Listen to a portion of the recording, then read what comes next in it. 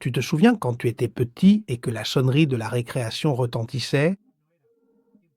Ce n'était pas du temps perdu, c'était le moment où ton cerveau assimilait ce que tu avais appris en classe et où ton corps retrouvait la joie. Surprenant, n'est-ce pas? Eh bien, aujourd'hui, nous allons comprendre pourquoi le repos n'est pas un luxe, mais le moment précis où le ciment de ta biologie sèche et devient solide. Si tu ne sais pas t'arrêter, la cathédrale que tu bâtis restera toujours un simple édifice de sable. Nous avons déjà fait le plus difficile, nous avons mis de la lumière dans notre cathédrale. Nous avons fait venir le shérif pour instaurer la paix, et nous avons nettoyé tous les décombres, des couloirs. Maintenant, beaucoup d'entre vous penseront « magnifique, maintenant il faut courir, produire, travailler et donner le maximum ». Eh bien non, ce n'est pas comme ça. Alors fais bien attention à ce que je vais te dire, car c'est un secret que le monde moderne a oublié. La grande cathédrale ne se construit pas pendant que les ouvriers s'agitent et courent dans tous les sens. La cathédrale se construit lorsque les travaux s'arrêtent. À l'intérieur de notre corps, il existe en permanence deux états distincts, celui de la dépense énergétique, nommé le catabolisme, et celui de la construction, que l'on appelle l'anabolisme. Imagine, pour l'interpréter, que pendant la journée, lorsque tu marches, travailles, ce que tu fais, c'est utiliser ta cathédrale pour une grande fête. Les gens marchent, se déplacent, le sol s'use, et tout cela est nécessaire, tout cela, c'est la vie. Mais les ouvriers ne peuvent pas mettre du nouveau ciment pendant que les gens dansent. Ils ont besoin que la fête se termine et que tout le monde rentre tranquillement chez soi. Cet état de silence, c'est l'anabolisme. Pendant ce silence biologique profond, le corps humain active une voie métabolique appelée mTOR, soit le Mammalian Target of Rapamycin, ou cible de la rapamycine chez les mammifères. C'est le capteur maître biologique, des nutriments et de l'énergie. Et lorsqu'il détecte que le bruit s'est arrêté et qu'il y a des ressources, il donne l'ordre de fabriquer de nouvelles protéines, de réparer le collagène et de renforcer les os. Si tu vis quotidiennement dans un état de stress permanent et constant, cet interrupteur biologique appelé mTOR ne s'active malheureusement jamais pour construire ou réparer ton corps. Il ne s'active alors que pour assurer ta simple survie immédiate. C'est la pause qui permet au plan de ton ADN de devenir une réalité physique, et pour que la récréation commence, il faut que le metteur en scène donne le signal. Dans des vidéos précédentes, je t'ai parlé du stress, c'est-à-dire du système sympathique. Aujourd'hui, je vais te parler du héros du repos, du système nerveux parasympathique. Son principal messager est une molécule appelée acétylcholine. Imagine et pense à l'acétylcholine, comme à une musique très douce et mélodieuse qui commence lentement à résonner dans tous les grands haut-parleurs de cette immense cathédrale. Dès que les soldats et les ouvriers l'entendent, ils se détendent, posent leurs outils, respirent profondément et leur cœur commence à battre plus lentement et de façon plus régulière. C'est l'acétylcholine qui régule la variabilité de la fréquence cardiaque, la VFC, et même si cela peut te sembler étrange, nous ne voulons pas que le cœur batte comme un métronome parfait. Ce serait un signe de stress. Ce que nous voulons, c'est que notre cœur soit flexible, qu'il ait un certain rythme musical en battant, un niveau élevé d'acétylcholine pendant la pause biologique. C'est ce qui permet aux nerfs vagues, souviens-toi de notre vieil ami dont nous avons parlé, de réparer les organes internes et de réduire l'inflammation en profondeur.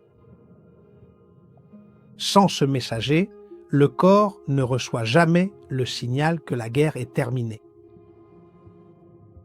Mais il manque encore quelqu'un d'absolument essentiel et de fondamental dans cette œuvre nocturne.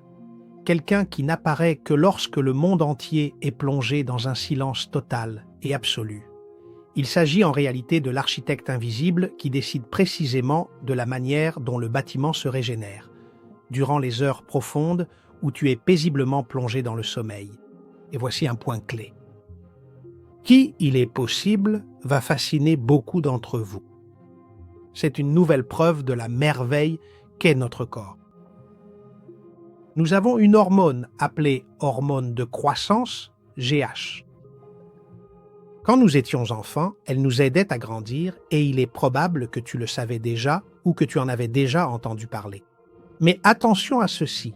Savais-tu qu'une fois que tu cesses d'être adolescent et que tu deviens adulte, cette hormone prend une fonction différente? Sa fonction devient alors celle de reconstruire. La GH est comme l'architecte en chef qui sort de son bureau, mais seulement lorsqu'il règne un silence total. C'est elle qui est chargée de brûler l'excès de graisse, pour la transformer en énergie de réparation et fixer le calcium dans les os. Mais sais-tu à quel moment l'architecte sort? Il le fait pendant les premières heures du sommeil profond et, attention, il ne sort que s'il n'y a pas de sucre dans ton sang. Si tu dînes tard ou que tu manges beaucoup de féculents et de sucreries au dîner, le corps fabrique de l'insuline. Et l'insuline agit comme un agent de sécurité qui enferme l'architecte dans son bureau. S'il y a de l'insuline, il n'y a pas d'hormone de croissance et c'est un principe biologique général. C'est pourquoi dîner tard, et le faire par exemple avec des pâtes, du riz ou des sucreries, revient essentiellement à saboter la reconstruction de ta propre santé. Cathédrale. Tu paies des ouvriers, mais tu laisses pourtant l'architecte enfermé à clé. Eh bien, il est plus que probable que ce que tu as appris aujourd'hui dans cette vidéo ne reste pas dans ta tête tant que tu ne te reposes pas. Le cerveau a besoin d'une pause pour transformer les souvenirs à court en souvenirs à long terme.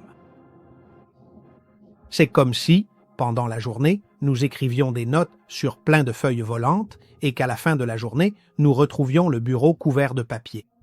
La récréation biologique est le moment où nous prenons chacune de ces feuilles et les collons dans le grand livre de la bibliothèque de notre cathédrale. Et cela, en neurosciences, porte un nom. La potentialisation à long terme, ou LTP. Et cela se produit principalement dans une zone du cerveau appelée l'hippocampe, qui est en quelque sorte la bibliothèque centrale où l'on décide quels souvenirs sont conservés et quels souvenirs sont perdus. Au cours de la journée, chaque expérience laisse une trace électrique très faible entre les neurones. Ce sont comme des notes écrites au crayon, fragiles, instables, quelque chose qui peut facilement s'effacer. Mais lorsque le corps entre dans ce repos profond, ces connexions reçoivent une seconde décharge biochimique qui les renforce physiquement. Les neurones créent de petites structures nouvelles appelées épines dendritiques. Et ce n'est pas une métaphore, ce sont de vraies connexions matérielles. Ce sont de nouvelles autoroutes neuronales. Dormir et se reposer, c'est littéralement se construire une mémoire solide. C'est passer du brouillon au béton. Et s'il n'y a pas de pause, ces connexions ne se fixent jamais.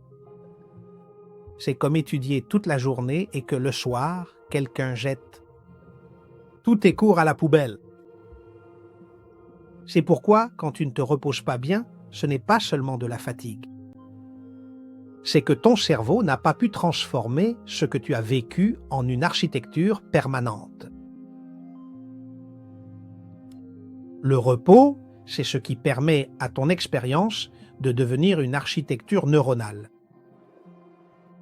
Et maintenant que nous comprenons qu'il n'y a pas d'œuvre sans pause, la question est, comment pouvons-nous appliquer la récréation biologique dans un monde qui ne s'arrête jamais?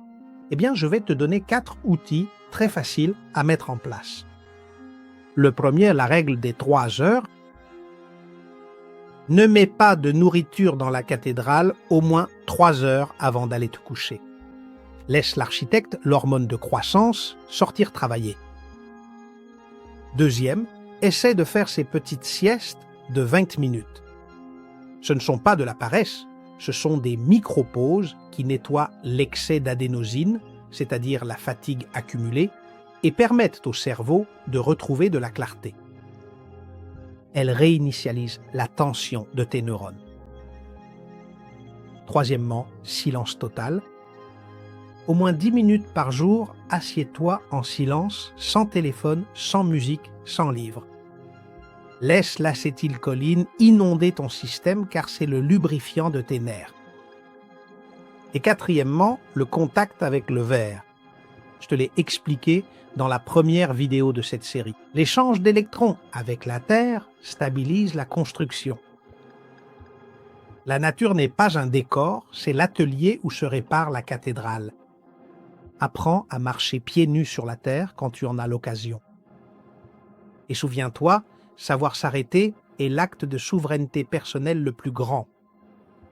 Le monde veut que tu sois une machine qui ne s'arrête jamais, car les machines qui ne s'arrêtent pas, on le sait bien, cassent plus vite. Et ensuite, elles sont plus faciles à remplacer. Mais toi, tu es une cathédrale, et une cathédrale est construite pour durer des siècles. La longévité, ce n'est pas courir plus vite, c'est avoir la sagesse de savoir quand s'asseoir pour admirer les vitraux et laisser le corps faire sa magie. Bien, nous avons contemplé la reconstruction, nous avons mis la lumière, la tension, nous avons apporté la paix du shérif von Astrex, nettoyé le sol, le système glymphatique dont je t'ai parlé, et aujourd'hui, nous avons laissé le ciment sécher, c'est-à-dire la pause. Maintenant, ta cathédrale est prête à résister à n'importe quelle tempête. Tu as l'énergie d'un jeune et la sagesse d'un ancien. Et enfin, tu as retrouvé ta dignité biologique. Si tu penses que ce message peut aider quelqu'un qui vit épuisé par la précipitation, tu me rendrais un grand service en le partageant. Enseignons au monde que le repos est l'outil de construction le plus puissant qui existe. Comme je te le dis toujours en avant, et je te lis dans les commentaires.